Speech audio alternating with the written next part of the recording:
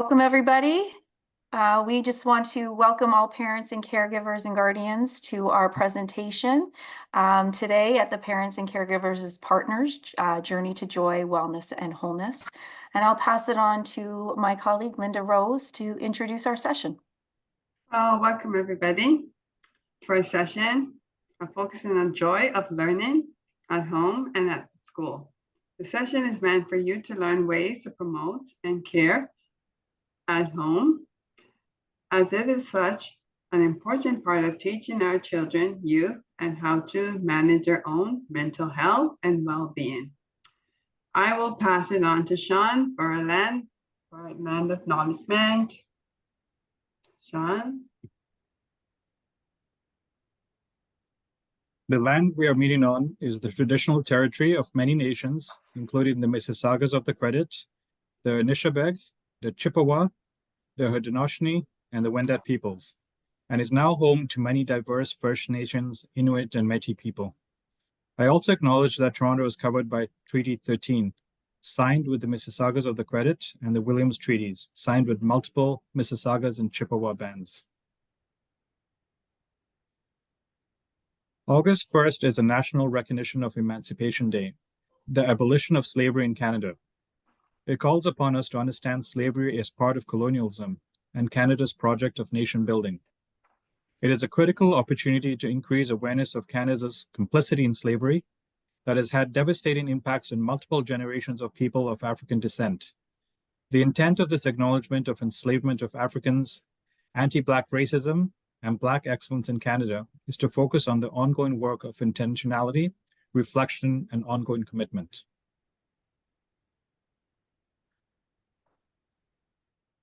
Taylor, you're muted. The Parent and Partnership Committee was developed for parents to have voice and involvement in enhancing student mental health and well-being. The committee provides a voice for parent, guardian, and caregivers to identify and articulate mental health and well-being needs, resources, and supports that would benefit parents, guardians of the TDSB. The committee is also responsible for advising on modes of communication and how information about health and well-being can be provided to parents, guardians. We hold meetings once a month, and you're all welcome to join to be part of the discussion around mental health for students and caregivers of the TDSB.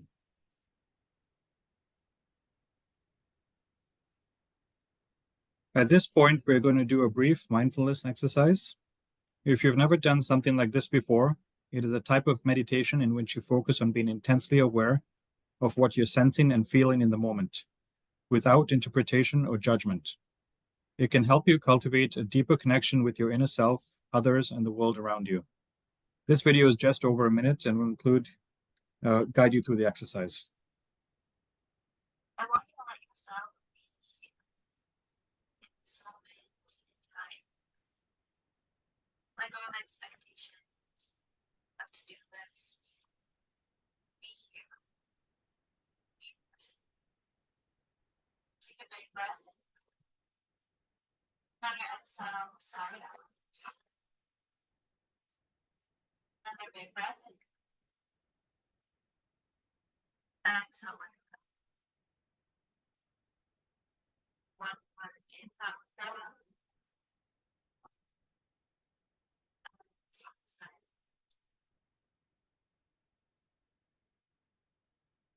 Your mind, the body start to link up as one. As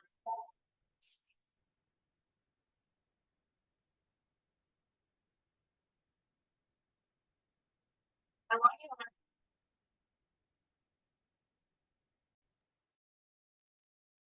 So today I would like to welcome our committee members, and we have Sean, Latoya, Linda, and myself, Kayla, who will be providing the session. We'll also be joined by one of our two mental health leads, Annette, who will be also sharing some of the information.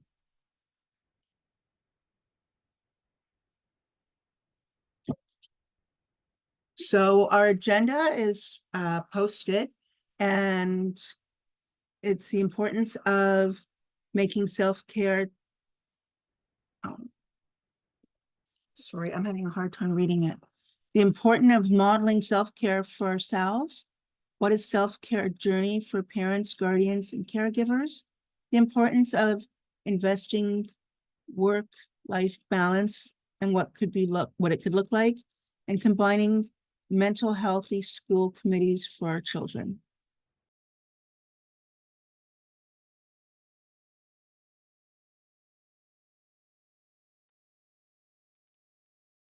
Before we begin the conversation, I'm going to ask everyone to just take a few seconds to focus, but a different kind of focus. I'm going to call this a boomerang focus. You're going to hear me, and as you interpret and understand the words I'm saying, I'm going to ask you to focus on someone who's very important in this session, someone who belongs and has really given it their all, showing up for everyone. That someone is you. A little extra focus where it comes right to the point where you can see you first for all the joy you bring to others and yourself. Now that we have the frame, let's continue on the journey of fostering self-care and being a role model for our children's joy of learning at school and at home. A report found that college students improved in managing their mental health when using a joy pie for self-care. Creating personalized self-care strategies increased their happiness.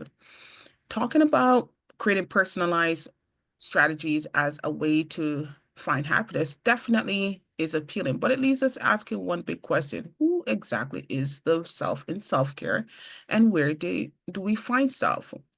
So we're going to start that search party.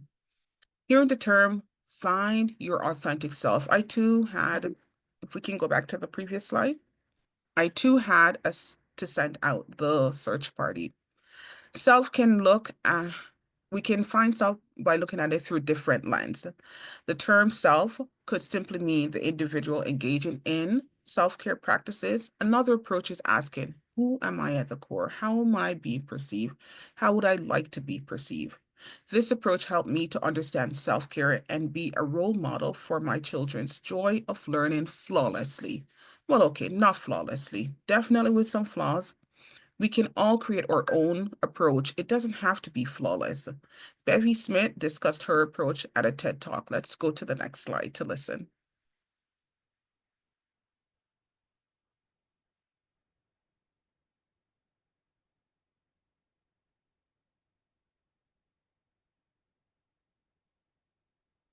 I don't think we can hear the audio. Yeah, the sound isn't coming through. I'm not sure if you're able to adjust that, Sean.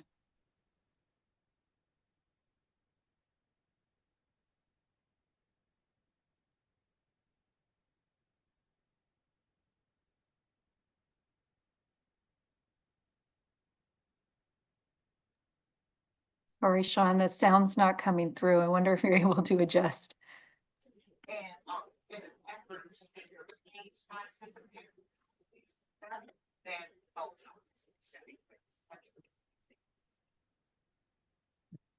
You could probably go to the other slide. Then.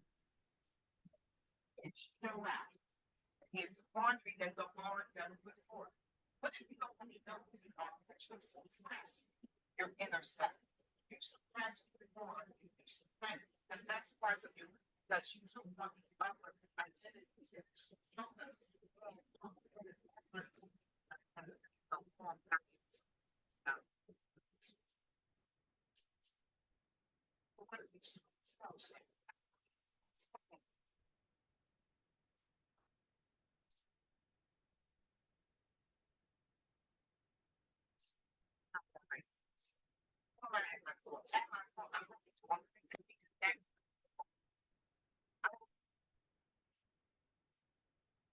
Thank you. A bonus of self-care is practices sense of belonging. Woven in humanity, we feel acceptance, inclusion, and security. Our children thriving in school in relationships and in life. Our children learn invaluable lessons. Healthy connection reinforces support systems rooted in trust and understanding. Boundaries is an act of self-respect, showing how to protect well-being across all relationships. Our children see it's okay to protect their peace. When we advocate for ourselves and others, our children learn to use their voices for good. Empathy and compassion builds resilient, healthy communities, so our children see the power of kindness. As we continue to network, modeling strength in collaboration and gratitude shows our children we succeed as a team. I will leave you with a quote from Bob Marley. The spirit of community is the greatest feeling of humanity. That's why harmony is so nice.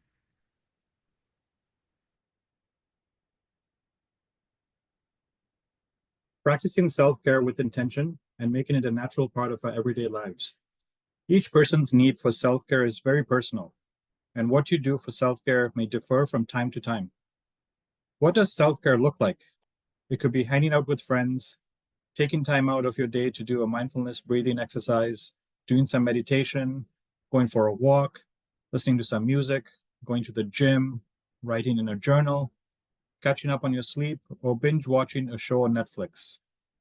By taking time for self-care, we provide a model that our children can use in their current life and build on for their future life experiences. It is important to take time out to connect with your families that works for your particular situation. We understand that homes look different for everyone. Regardless of gender, we may have two-parent family homes, we may have single-parent family homes. Our homes may consist of grandparents and extended family members as their primary caregivers. Whatever that may look like for your situation, the connection is what is important. It may not happen daily depending on your family's schedule, but when you do get a chance to connect, take advantage of it. Put the smartphone aside, ignore the social media, and take the time to listen and connect. There is no time like the present to practice this, as you never know what's just around the corner ready to steal our time and attention. Just like it is important to take time out to connect with families, it is important that we give ourselves permission for self-care. Self-care of parents, guardian, and caregivers is important for fostering positive mental health and maintaining well-being of the family. Everyone needs to practice and model giving themselves permission to take time out for self-care. Modeling investing in work-life balance can impact children being able to reach out for themselves, which impacts positive achievements in self. Remember, we provide a model that our children can use in their current life and build on for their future experiences.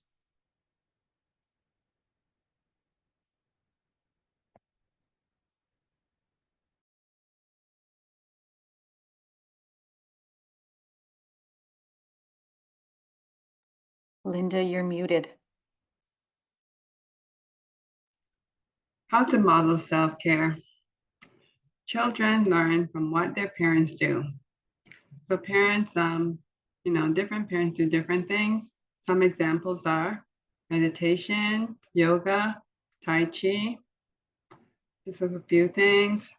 Another thing that's important is daily affirmation. Daily affirmation is a great thing to start to begin your day. It's great to, one of these things are, for example, looking at gratitude, thinking about what are we grateful for today? Surrender, surrendering to things you cannot control, and also doing the best that you can. Be kind, okay? We're not perfect. Be kind, you acknowledge that parenting is a challenging work. Celebrate small victories and forgive yourself for making mistakes made along the way when parenting. Practice self-compassion. Remember that parenting is a journey, and it's okay to make mistakes or feel overwhelmed at times. Be kind and gentle with yourself, offering yourself the same understanding and forgiveness that you would extend to your child. Celebrate small victories. Parenting can be challenging, but remember to celebrate the small wins along the way, acknowledging your efforts and achievement as a parent. This will boost your self-esteem and motivation. Self-care is good news. It's good times and challenging times. A skill we practice not till perfection, but for all over, precious days. Skills that we practice, not till perfection, but built in our self-care support team is very important. We call it the joy pie. And there's 5 steps to this joy pie that we will consider. 1 is delay worries. 2, talk with someone. 3, be kind, be less critical. Create your own self-care strategy. And weekend reflections. Notice that talking to someone comes right after delay worry. Worry shows up in learning experience of our children and in parent, but remember that social support is essential for overall well-being. Reach out to friends, family, or fellow parents who can provide a listening ear, advice, or simply a sense of camaraderie. Consider joining parent groups or online communities where you can connect with others. By the way, one thing to remind is to say no, it's okay. Part of self-care journey, when you feel overwhelmed or stretched too thin, prioritize activities and commence that aligns with your values and balancing what brings you joy. With that, you can bring joy to others, family, and friends. Another thing is seek professional help if needed. If you find yourself consistently overwhelmed with struggling with managing your mental and emotional well-being, don't hesitate to seek professional help. A trained therapist, community leader, a counselor can provide guidance, support, and strategies to navigate the challenges of parenting. As parents and caregivers, we know that finding time for ourselves may be challenging. It is important that we model for our kids how they can seek unique and different ways to find calm and relaxation. Self-care doesn't mean you have to do something alone, but perhaps the self-care time is time with loved ones, playing games, going for a walk, etc.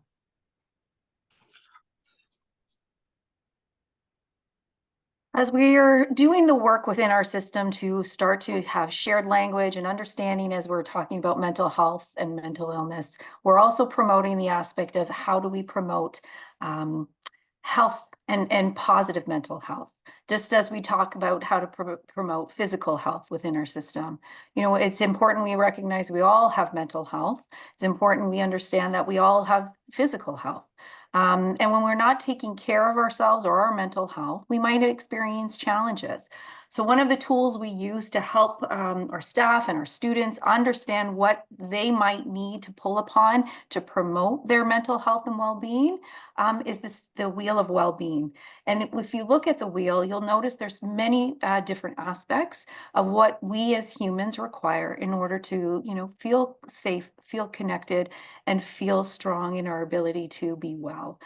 So thinking about, areas that we might be struggling with, how can we pull upon some of the other areas in our lives to build ourselves and our strength when we are finding and facing mental health challenges? When talking about mental health, we need to differentiate between the fact that one can have poor mental health, which is very different than mental illness.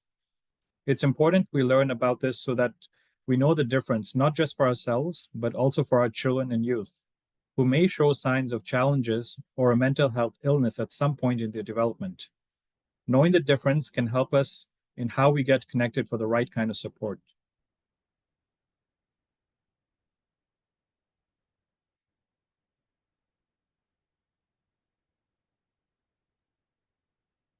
I don't think we're able to hear. There we go.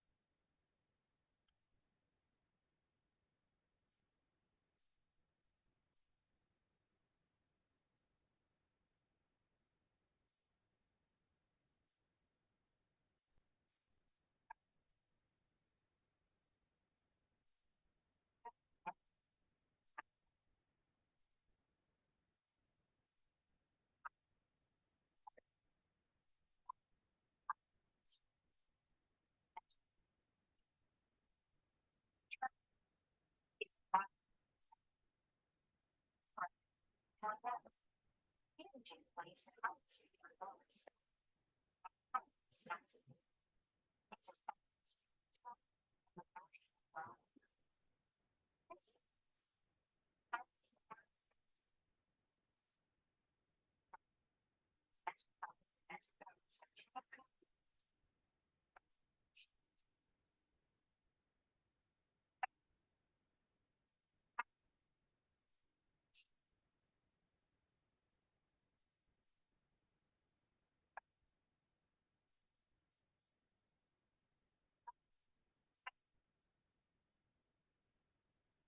and looked at, measured, and responded to differently.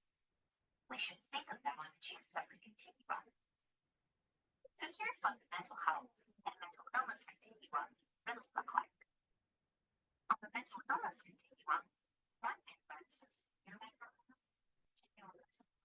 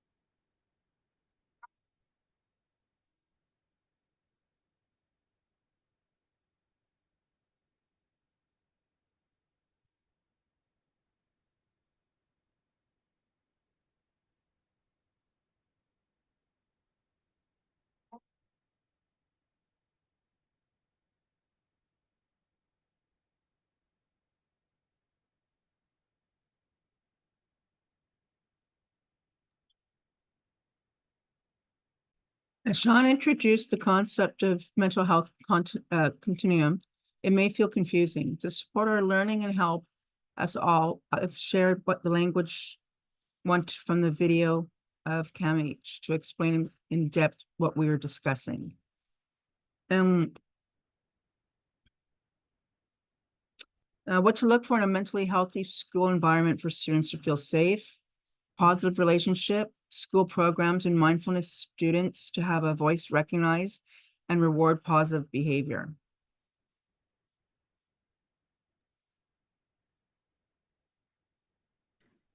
Virtual. So in this slide here, we're talking about the belonging and foundation, positive mental health and academic achievement. So to be able to have diversity for all. Everyone has their own lens of mental health, not to dismiss one's feelings, such as, I hear you, I understand you, you're sad, what can I do for you?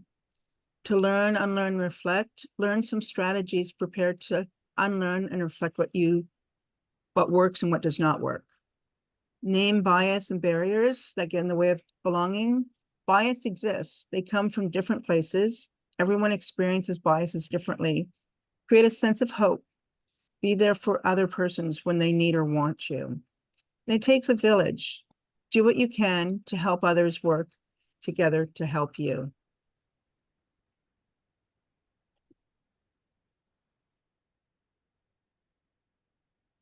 How do you support mental health and well-being within our schools? Well, there are a few ways we can achieve this. You can start by making your school council a mentally healthy space. Position your council to prioritize positive relationships and a culture of respect. This is a great way to model to our students. There is a misconception that the focus of school council is fundraising. While there may be some aspects of fundraising involved, the primary role of school council is advocacy, advocating for our students. Build on the positive things you're already doing. Every school is also required to have a caring and safe schools committee. This is a collaborative committee that comprises of the school administration, teacher representatives, student representatives, and some parents and caregivers.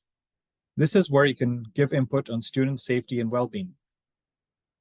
There's also the School Improvement Plan, also known as SIP, where you can have a voice. The SIP is a roadmap that sets out the changes a school needs to make to improve the level of student achievement. It identifies when and how those changes will be made.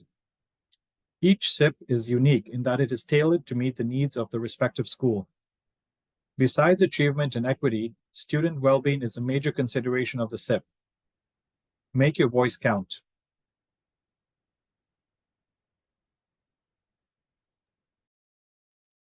I'm just going to read some of the food for thought, some takeaways that we can have to help us better connect with the conversation we've been having. So as you reflect on everything, just think to yourself, what are some of the things you are already doing at home? What are you doing, in your children's school community to support their successful learning? And what opportunities are there to collaborate within your school community to help support mental health and well-being?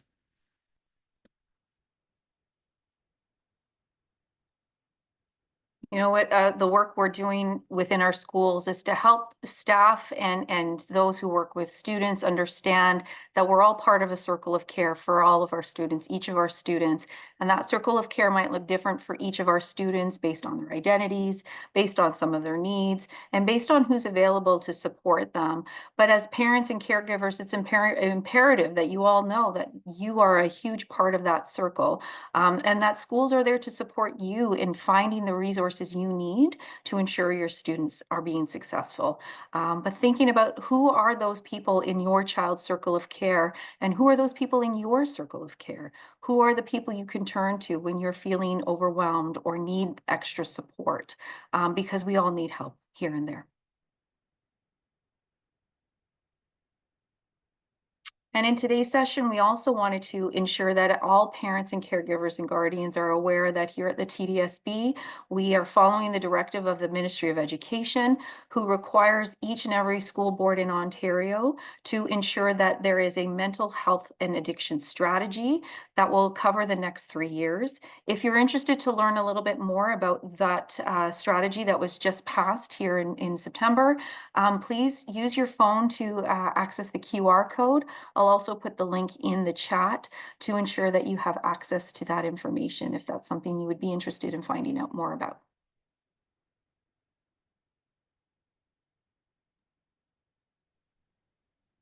So I'd just like, as a committee for a member, to share with you to please check out our parent partnership page to find out more about how you can join our dedicated group of parents and caregivers. This group is for you If you wish to support discussion and ideas on how to promote mental health and well-being for parents, caregivers at the TDSB, click the link to learn more on how to join.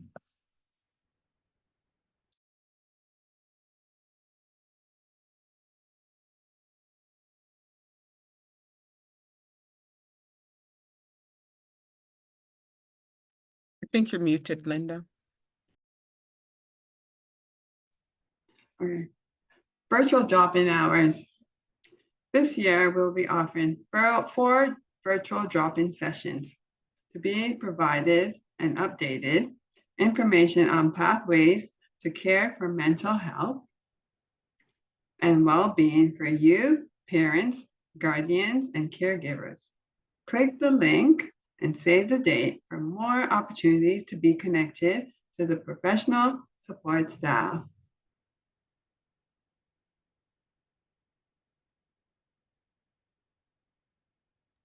And we also want to just bring to light that, over the last number of years, we've had a committee of professional support staff who've come together to build a resource bank for families and caregivers, as well as students and staff, to know how to navigate some of the challenges that our students are facing when it comes to their mental health and well-being. If you're not familiar, this is on our main page. If you go to the main TDSB page, you can find it there under the tab that says Mental Health Resources, or you can use the QR code. And of course, I'll put the link in the chat as well, once again. But do please find out, because we do have sections specific for parents and caregivers.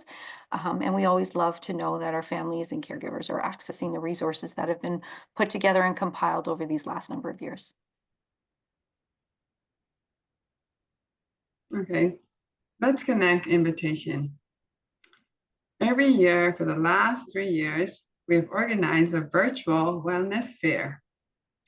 For our parents and caregivers, it has been called Feel Good February and looks at a number of different ways to find joy and wellness in our homes and with our kids.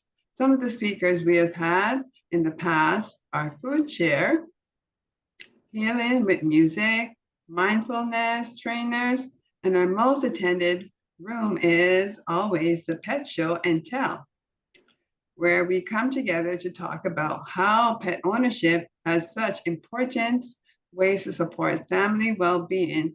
The date of the webinar is to be determined, but check the mental health and well-being calendar for February dates and details. It's a really fun way.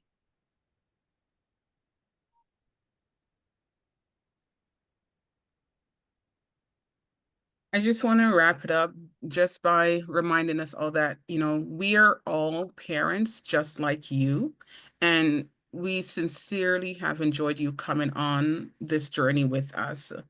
In the event you weren't able to hear the videos, or if there are other resources that you'd like to connect to, definitely take a look in the chat.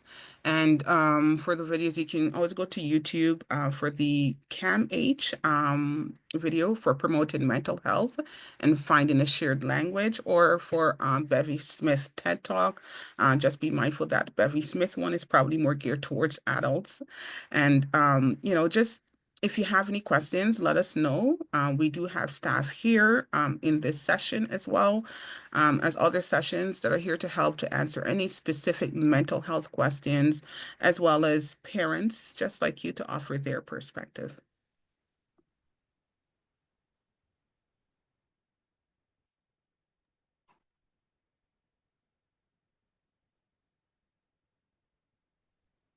Thanks, everyone. I think we can stop our recording now.